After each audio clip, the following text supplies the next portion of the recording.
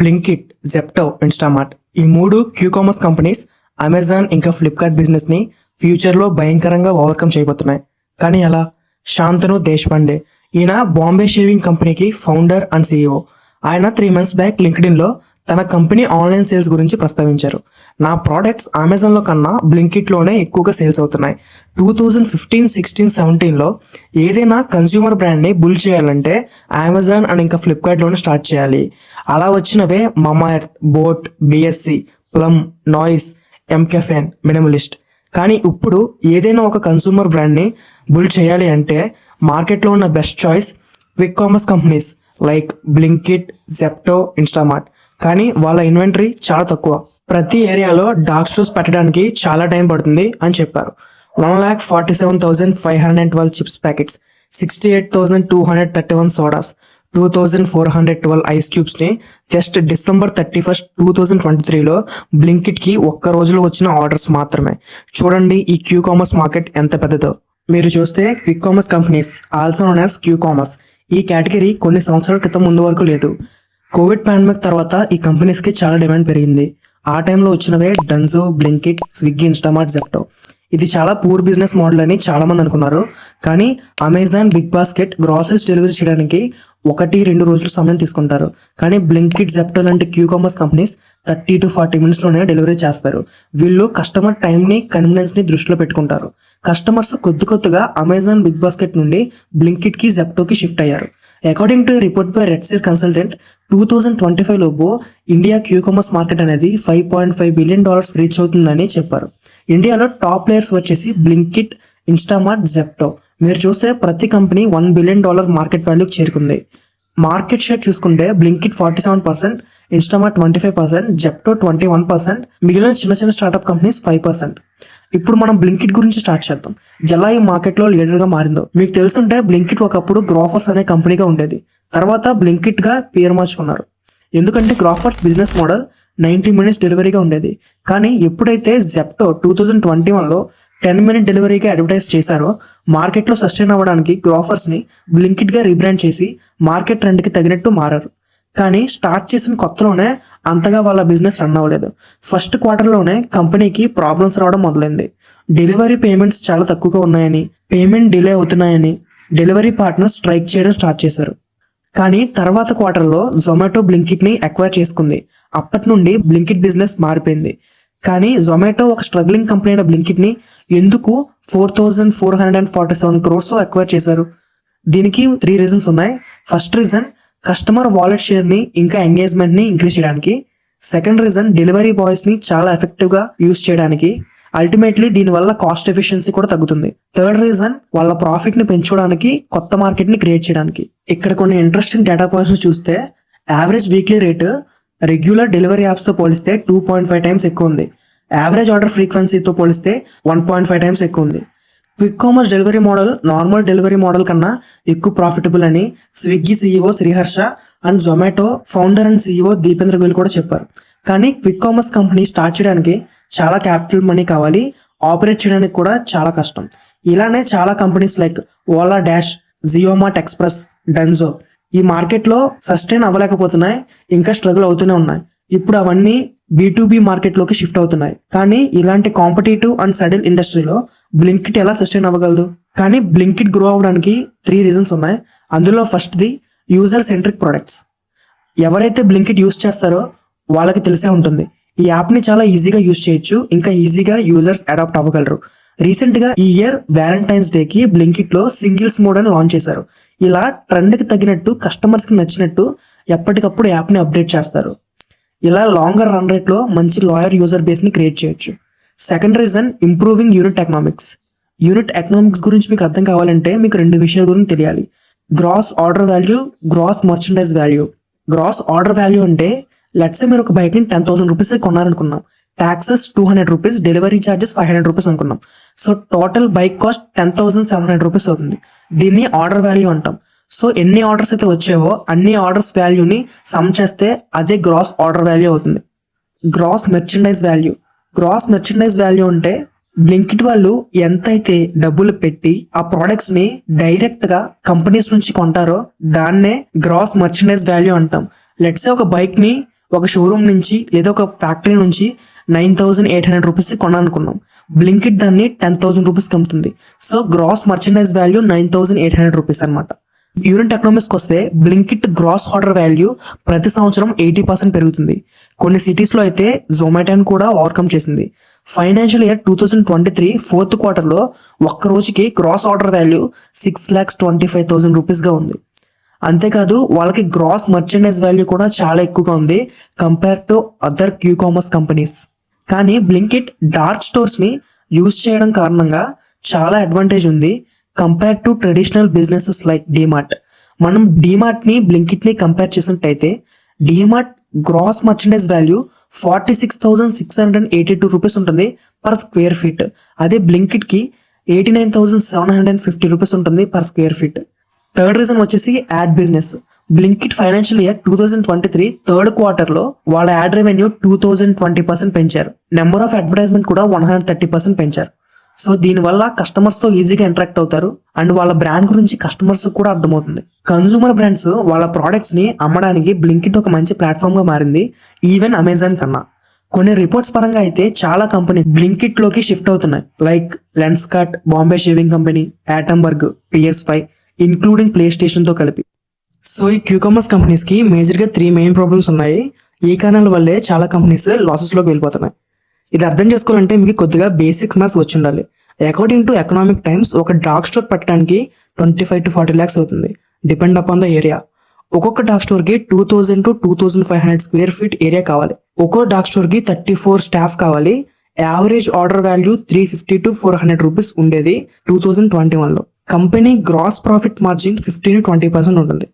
Graph margin ఎలా calculate చేయాలంటే total revenue నుండి గూడ్స్ అండ్ సర్వీసెస్ని సబ్ట్రాక్ట్ చేసి ఆ వాల్యూని రెవెన్యూతో డివైడ్ చేస్తే వచ్చే పర్సంటేజ్ని గ్రాస్ మార్జిన్ అంటారు. లెట్స్ సే రెవెన్యూ 400 రూపీస్ వచ్చింది అనుకుందాం. గూడ్స్ అండ్ సర్వీస్ కాస్ట్ వచ్చేసి 320 రూపీస్ అనుకుందాం. సో ప్రాఫిట్ వచ్చేసి 80 రూపీస్. సో గ్రాస్ మార్జిన్ అనేది 20% ఉంటుంది. కానీ గ్రాస్ మార్జిన్ నెట్ ప్రాఫిట్ కాదు. ఎందుకంటే గ్రాస్ మార్జిన్లో డైరెక్ట్ ఇంకా ఇండైరెక్ట్ కాస్ట్ అనేది కలిపి ఉంటుంది. ఇండైరెక్ట్ కాస్ట్ అంటే office expenses, rent, administrative cost, delivery cost. కానీ కంపెనీ స్టార్టింగ్ స్టేజ్లో ఉన్నప్పుడు డెలివరీస్ అన్నీ ఫ్రీగా చేయాలి ఎందుకంటే కస్టమర్ని అక్వైర్ చేసుకోవడానికి. దీన్నే కస్టమర్ అక్విజిషన్ కాస్ట్ అంటారు. మనం చూసుకుంటే బ్లింకిట్, డెన్జో, స్విగ్గీ, జెప్టో ఇవన్నీ స్టార్టింగ్లో ఫ్రీగానే డెలివరీ చేసేవి. కానీ కస్టమర్స్ ఆర్డర్స్ పెరిగే కొద్దీ వాళ్ళు డెలివరీ ఛార్జ్ని యాడ్ చేశారు. ఇక్కడ చూసుకుంటే గ్రాస్ మార్జిన్ 80 రూపీస్ ఉంది. సో ఆ 80 రూపీస్లో 40 to 60 రూపీస్ డెలివరీ బాయ్స్కి స్పెండ్ చేయాలి. డెలివరీ బాయ్ శాలరీ ఒక్క మంత్కి 25,000 to 35,000 వస్తుంది. ఆన్ అండ్ యావరేజ్ రోజుకి 20 నుంచి 30 డెలివరీస్ చేస్తారు డెలివరీ బాయ్స్. సో మనం యావరేజ్గా 30,000 రూపీస్ డెలివరీ బాయ్కి స్పెండ్ చేస్తే రోజుకి 25 డెలివరీస్ చేసినట్టు. నెలకి 750 డెలివరీస్. ఒక్కో డెలివరీకి 40 రూపీస్, కొన్నిసార్లు 60 రూపీస్ కూడా అవుతుంది. కన్సిడర్ 40 రూపీస్ అనుకున్నాం. గ్రాస్ మార్జిన్ పర్ ఆర్డర్కి 80 రూపీస్ ఉంటే నెట్ మార్జిన్ పర్ ఆర్డర్కి 40 రూపీస్ ఉంటుంది. ఎందుకంటే 40 రూపీస్ డెలివరీ చార్జెస్ కట్ చేసాం కాబట్టి. అకార్డింగ్ టు మనీ కంట్రోల్ ముంబైలో ఒక డార్క్ స్టోర్కి 600 డెలివరీలు వస్తాయి. సో మంత్లీ 18,000 ఆర్డర్స్ వచ్చినా ఒక్క డెలివరీకి 40 రూపీస్ మార్జిన్ వచ్చినా డెలివరీ ఛార్జెస్ తీసేస్తే 18,000 డెలివరీస్కి 7.2 lakh రూపీస్ వస్తాయి ఒక్క స్టోర్కి. ఈ స్టోర్లో 34 ఎంప్లాయీస్ ఉంటారు. వాళ్ళ శాలరీ రేంజ్ 18 to 20,000 ఉంటుంది. లెట్సే మనం 18,000 అనుకున్నా నెలకి 6.12 lakh రూపీస్ శాలరీస్ ఖర్చు పెడతారు. సో టోటల్గా ఒక్కో డార్క్ స్టోర్కి మంత్లీ 90 to 92,000 రూపీస్ మాత్రమే వస్తాయి. సో ఈ 92,000 రూపీస్లో కూడా rent, electricity, marketing, maintenance, software charges ఇవన్నీ కలిపితే స్టోర్కి వచ్చేది చాలా తక్కువ. ఇది అర్థం చేసుకుంటే మనకి 3 మెయిన్ ఛాలెంజెస్ కనబడుతున్నాయి. అందులో మొదటిది average order value. Average order value 350 to 450 rupees మధ్యలో ఉంటుంది. యావరేజ్ ఆర్డర్ వాల్యూ అంటే బ్లింకిట్ ని యూజ్ చేసే యూజర్ యావరేజ్ గా నెలకి ఎంత ఖర్చు పెడుతున్నాడు అనే దాన్ని యావరేజ్ ఆర్డర్ వాల్యూ అంటాం. సో ఇంత యావరేజ్ ఆర్డర్ వాల్యూతో ప్రాఫిట్ తెచ్చుకోవడం చాలా కష్టం. సో సెకండ్ రీజన్ వచ్చేసి గ్రాస్ మార్జిన్. గ్రాస్ మార్జిన్ చాలా తక్కువ, జస్ట్ 20% మాత్రమే. కానీ ఒకప్పుడు డీమార్ట్కి కూడా గ్రాస్ మార్జిన్ వాల్యూ 16% ఉండేది. ఇప్పుడు కొద్దిగా డీమార్ట్ గ్రాస్ మార్జిన్ పెంచుతూ వచ్చింది. ఇప్పుడు డీమార్ట్ ఒక సక్సెస్ఫుల్ కంపెనీగా మారింది.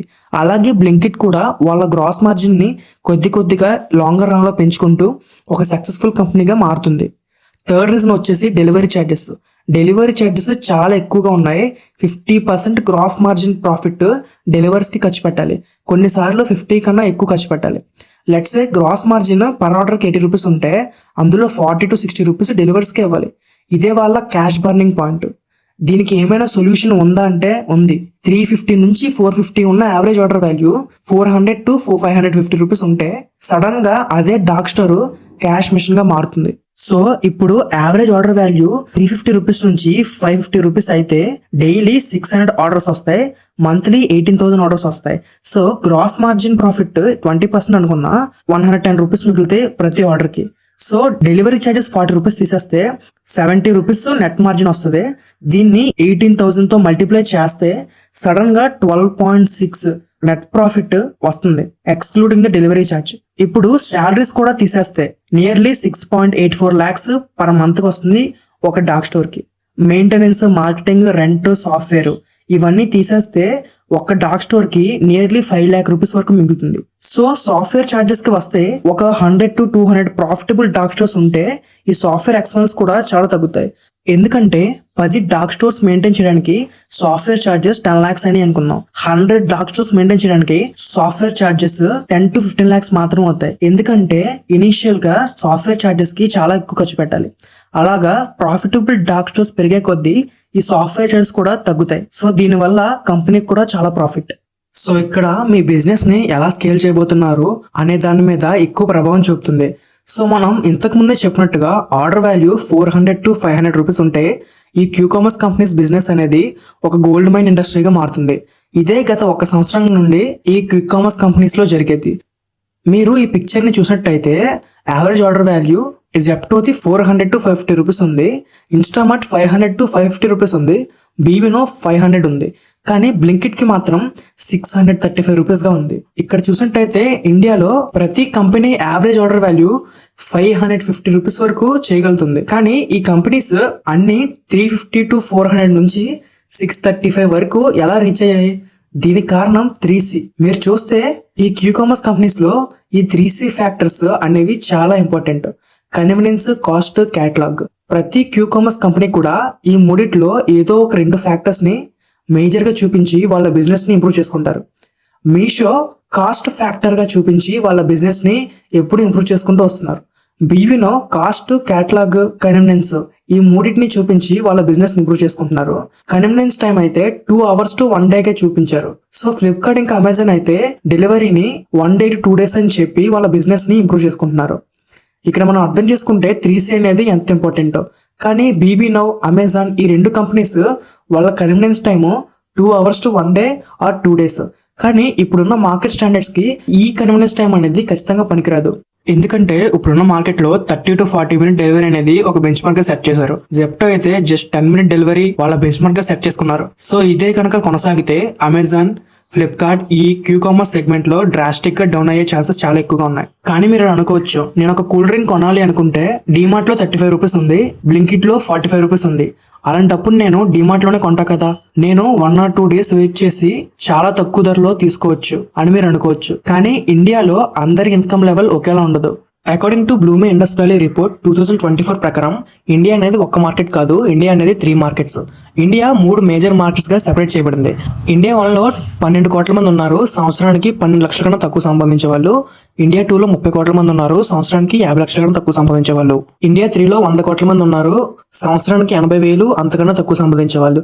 ఇక్కడ మీరు చూసినట్టయితే ఈ 3 కేటగిరీస్ 3 డిఫరెంట్ కంట్రీస్ గా ఈ కామర్స్ కంపెనీస్ అనేవి డివైడ్ చేస్తాయి. ఇండియా 1 ని మెక్సికోగా, ఇండియా 2 ని ఇండోనేషియాగా, ఇండియా 3 ని సబ్ సహారా ఇంకా ఆఫ్రికా దేశాలుగా పరిగణిస్తాయి. వాళ్ళు కూడా ఓన్లీ ఇండియా 1 and 2 ని మాత్రమే టార్గెట్ చేస్తారు. ఇండియా 1 ఈ క్యూ కామర్స్ కంపెనీస్ కి ఎక్కువ వాడతారు, ఇండియా 2 మోడరేట్ గా వాడతారు, ఇండియా 3 చాలా తక్కువగా వాడతారు. ఈ డిఫరెంట్ కేటగిరీస్ ని స్టాటిస్టిక్స్ గా చూస్తే బ్యూటీలో 89%, డైనింగ్ లో 70%, ఫుడ్ అండ్ బెవరేజెస్ లో 79% కన్జ్యూమ్ చేస్తారు.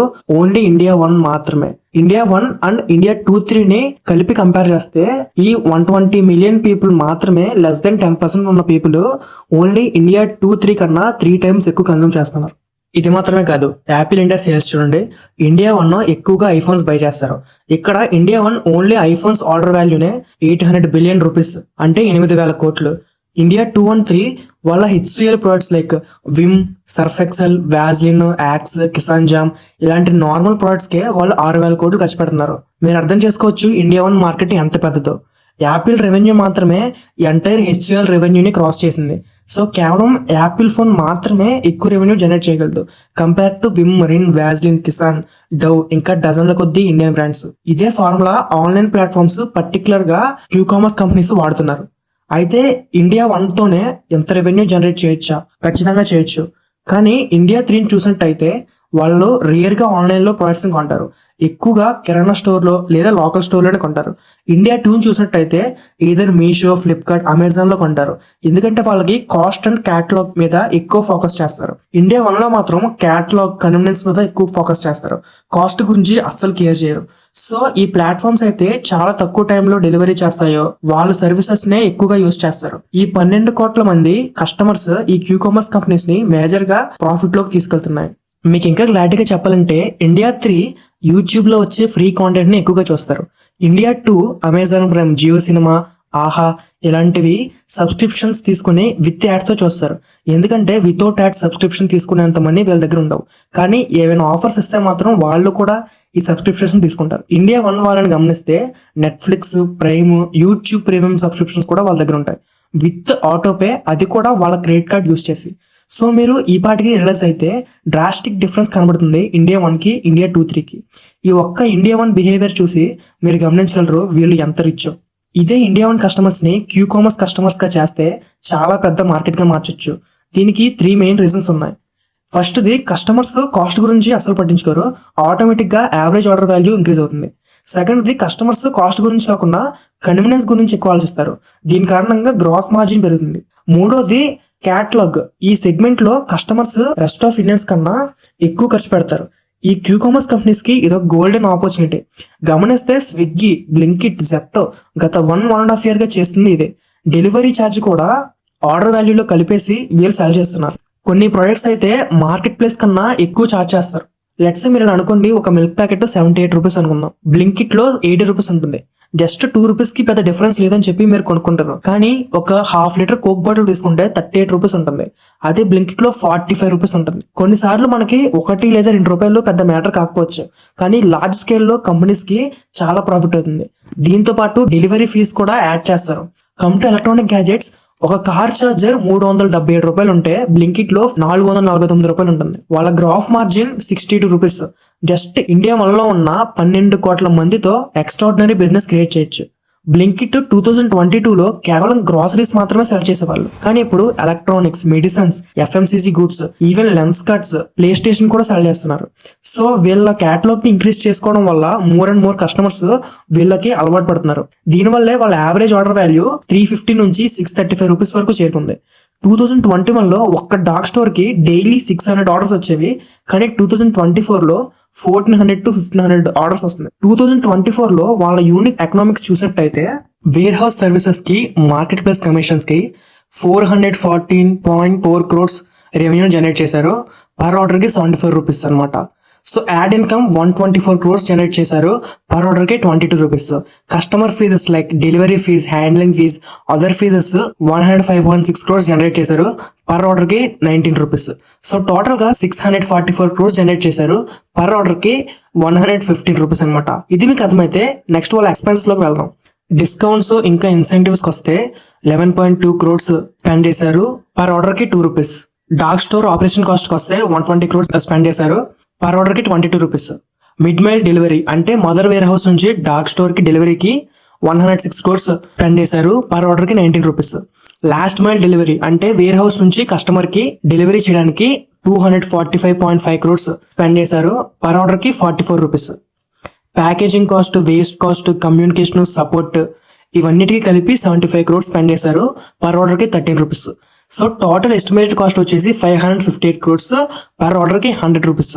సో మీరు ఇక్కడ చూస్తే రెవెన్యూ అనేది పర్ ఆర్డర్ కి 150 రూపీస్ వస్తే వాళ్ళ ఎక్స్పెన్స్ అనేవి 100 రూపీస్ ఉన్నాయి.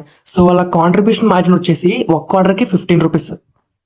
ఇది కాంట్రిబ్యూషన్ మార్జిన్ కి మాత్రమే కానీ ప్రాఫిట్ మార్జిన్ కాదు, ఎందుకంటే బ్లింకిట్ బిజినెస్ లో 2 types ఆఫ్ కాస్ట్ ఇన్వాల్వ్ అయి ఉంటాయి, ఫిక్స్డ్ కాస్ట్, వేరియబుల్ కాస్ట్.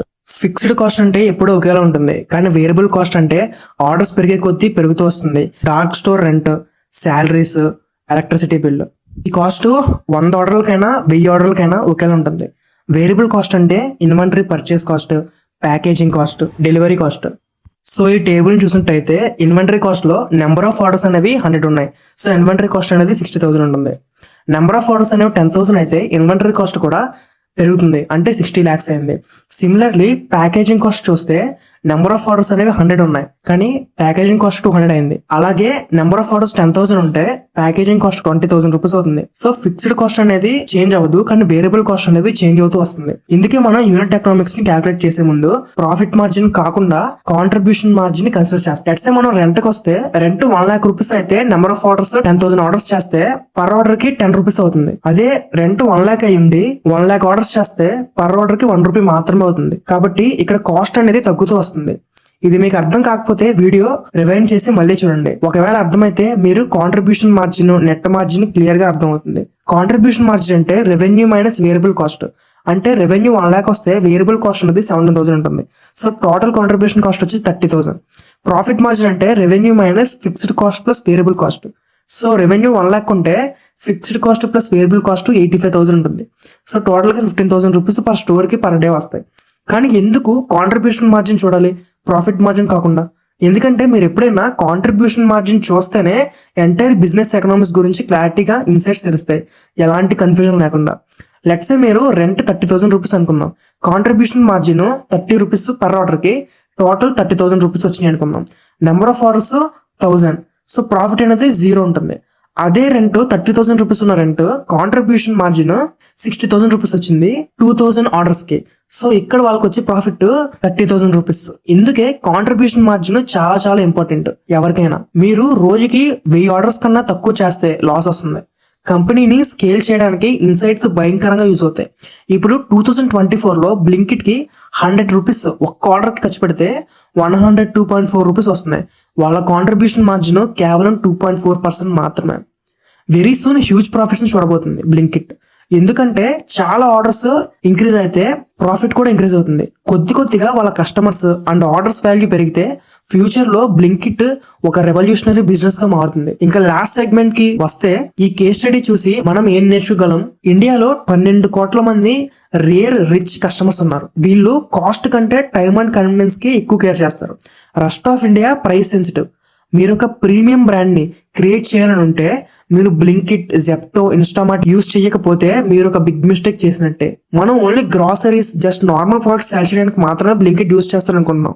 కానీ నార్మల్ గ్రాసరీస్ యూస్ చేసే కస్టమర్స్ ఇండియాలో ఉన్న టాప్ 10% కస్టమర్స్. కాబట్టి అదే వెబ్సైట్స్ లో ఒక ప్రీమియం ప్రొడక్ట్స్ ని మనం లాంచ్ చేస్తే మన బిజినెస్ అనేది చాలా ఇంప్రూవ్ అవుతుంది. సో ఇదే బ్లింకిట్, జెప్టో, ఇన్స్టామార్ట్ లాంటి క్యూ కామర్స్ కంపెనీస్ అనేవి చూస్తున్నాయి. ఈ వీడియో మీకు నచ్చితే లైక్ చేయండి. ఇలాంటి బిజినెస్ కేస్ స్టడీస్ కోసం మా ఛానల్ సబ్స్క్రైబ్ చేసుకోండి.